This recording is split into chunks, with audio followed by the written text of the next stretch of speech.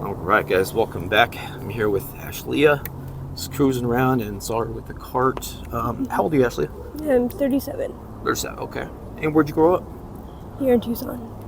How's life as a youngster? It was okay. I was by myself until I was 9, and then my mom and my dad both separate, had kids going on. Kind of raised my mom's side of the family. She was a chronic alcoholic. And other than that, I mean, everything was okay. Yeah. I wasn't really much into drugs or anything. Like, I was pretty against it, with my mom being as deep into her alcoholism as she was. But throughout high school, that kind of changed a little. Low self-esteem kind of caused me to experiment with drugs, and I was able to kick almost everything up until I got into painkillers. So Same. yeah. Same. So after that, it's been a long road between Oxy for 7 years, slamming 8 for probably about the same. And then I transitioned to fentanyl, and with fentanyl came G.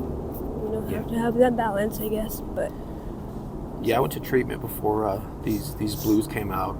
I did the real ones back in the day, 30s, the real OCs. Started with like a 5 milligram Vicodin and just climbed my way up, climb the ladder. Yeah. Quick ladder. Yeah, right? Yeah. Right? Yeah. So like when you were younger, how did your mom's alcoholism affect you? Like, if any, or did that cause your like depression or self-esteem as you got older? Yeah. Okay. Yeah, that's where a lot of my low self-esteem came from. It was just basically me on my own, not having that, I guess, influence of like how things should be. I just had to figure it out on my own. So. And did you lack confidence, like decision making, or were you like self-conscious about your appearance? Self-conscious? Yeah. However you say it. Yeah. Okay. Yeah. I got you. Yeah. What do you think led you to the pills? Like injuries, or was it just the depression and the experimentation? It was more the experimentation. I've been in a relationship for 20 years, and I mean, I'm 100%, an adult. Like, I can make my own choices as far as that goes, but my partner he was the first one that was kind of introduced to it, and that brought it into the home, basically. Yeah. And is it this guy here behind? No, Oh, okay. It's just a friend. Okay. Yeah, no, my husband, actually, boyfriend, we, like I said, been together for 20 years. We're not legally married, but more or less should be. Might as well, right? Yeah. So where's he at? He's in treatment, actually, right now. Okay, good for him. Yeah. Yeah, good for him. Yeah. Like, you just know when it's time. That's how it was for me. Yeah. Like, I went to 3 rehabs, tens of detoxes, so many times. And what was he, just over it? Just tired, or? Well, he did 5 months in county. Okay. And then he went to like a sober living type situation. Gotcha. But unfortunately, because I'm still out here, he would come during the day and be in tow with me, and unfortunately relapsed. And he was completely honest with his PO, but that caused him to have to go back. So. Yeah. Does that make you kind of want to go to treatment too, or you're just not ready? No, I am. It does? Yeah. Okay. Actually, planning on it today. I was supposed to go Monday when he went. Unfortunately, I feel like I still have unfinished business out here as far as my belongings, but at this point I'm getting to the point where I just don't care. Okay. So much crap gets so stolen out here all the time that it's just like, I'll figure it out when I get out, Yeah. It's just materialistic stuff. I really don't need it. So true. You know, So true. tired of it. Like, And are you thinking on going to treatment or like a clinic, one of the clinics? probably detox and then residential. There you go. Yep. That's good. Yeah. Like, I recommend it because it worked for me. It got me out of the elements.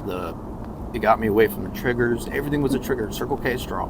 Exactly. Money, like seeing coins on the floor. I was like, okay, how much more can I get? Yeah. Just everything was a trigger for me. Yeah. So it'll get you off the streets and like, it's a good place to be. Yeah. You feel safe. Yeah. Yeah, you feel safe. So, and how long have you been on the streets? Oh gosh, it's been probably, I think, going on 5 years. Okay. I know 5 years is like my big old number, it seems like, but yeah, I have like this like repetitive, a lot 5-year mark. So. A lot could happen in those 10 years. And has it been like continuous or it's like on and off? No, it's been continuous. Yeah. Yeah. Wow. Do you think the beans like have a stronger hold on you versus like the black? I think so. Yeah. I mean, I haven't had any like sobriety time since I started slamming and then had to transition. So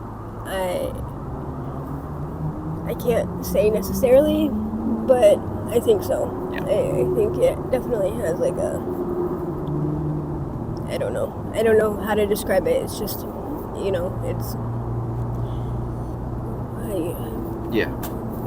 it is what it is. When the cartel said that they were gonna release the Blue Devil or whatever, Yeah, like I made a video on that. Yeah, they sure did. First time I heard that was like maybe about a year ago. I interviewed this guy at the park, and he told me about that. I was like, wow, Yeah. Blue Devil. And multiple guys told me that. I was like, damn. Yeah. And he sure did. Yeah. Sure did, man. What's been your darkest day out here, or experience, or thing you've seen? Oh gosh, I've gone through so many along, with my husband. Thankfully, I haven't had to do a lot of that without him.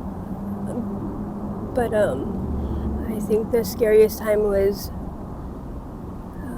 almost being raped by 2 Somalian guys, with him not even 5 feet away. Jeez. Thankfully, he woke up when I realized what was happening, and usually he's a really like heavy sleeper, especially after smoking. Absolutely, yeah. But that night, like, I didn't take much to wake him up. He could hear it like in my scream that something was going on. Yeah, something was wrong. So, oh my God. Thankfully he woke up quickly and basically chased him away. But yeah, I found out recently that I'm pretty sure it's the same guys because it's the same MO, same exact repetitive story, it happened to a girl in the same neighborhood. So, jeez. But it actually happened to her. It was just almost happening to me. Yeah. So. How long ago was that? Mine was last winter. Hers was a couple weeks ago. Jeez. That's crazy. And were you guys just like just partying, hanging out? No. My husband and I went through like a pretty long string of being up too long. I think 4 days or something like that. Yeah. We had unfortunately traded off all of our protection, all of our like weapons or whatever you want to call it. Mm-hmm. And that night we just, I guess, had enough. We passed out quickly, and I thought I was dreaming, but because I could feel somebody like straddling me. Oh damn. And the guy had undone my the drawstring on my sweats, and I could tell that he was talking to somebody, but there wasn't any words, so they were like mouthing what they were talking, if that makes sense. Yeah, just trying to be quiet and sneaky. Yeah. Dirtbags. And it wasn't until I heard the condom rip that I was like, what the fuck is going on? And that's when like my eyes started to kind of flutter open, and I realized it was not my husband on top of me, and I was like, what are you doing? And the guy on top of me tried pushing me back down because I obviously started like flailing a little.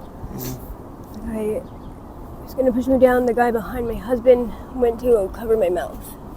And thankfully I was able to, get my screams out in time enough to wake him up. So, Damn. but I mean, I'm pretty sure they were around for a minute to see how asleep I was and how asleep he was. So, but it's just those little details that like I overheard with the other girl's story that was like, that's too familiar. And I know she didn't know my story as far as those details, so Yeah. that's why it just seemed like it was too close for comfort. It had to have been those two guys. Damn. Yeah. Sorry you had to deal with that. Yeah. Hopefully they get handled or caught soon, Yeah, I mean, that's what's unfortunate about like being out here though. None of us call the cops, because we're not necessarily the victims in their eyes. We're not victims, So. Man, well, I appreciate your honesty. I know that's got to be hard to even think about. Yeah. Happy to hear you're thinking on going to treatment too. So Yeah. that's a good sign. And your mom, is she? I guess last question. Have you spoke to your mom? Is she still in the picture? I don't know if my mom's alive anymore. Okay. My sister came down and picked her up and took her to Alaska when my mom had an onset of wet brain syndrome.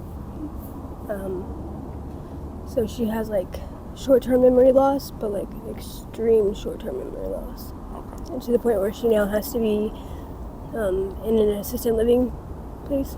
She's only 57 and, Gotcha. there now. My sister and I don't talk. We don't get along. And since she moved her up to Alaska, I don't know if my mom's dead or alive, unfortunately. I think after treatment and stuff, and they see you're doing good and better and all that, things will work itself out.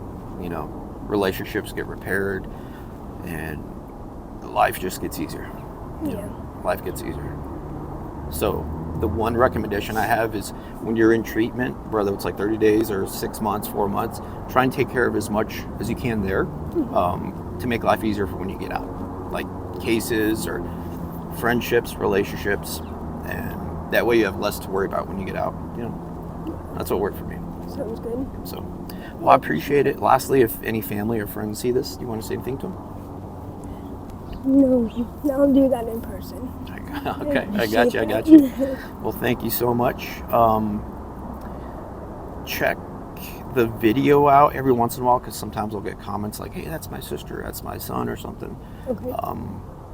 And if they want me, if, say, for example, your sister sees this, reaches out, asks where we did the interview, do you want me to tell her? Sure. You want me to tell? Okay. I just like checking with you first, Yeah, no. Because not everyone wants to be found, and I get it. That's how I was. Well, thank you. Thank you for your story. Thank you.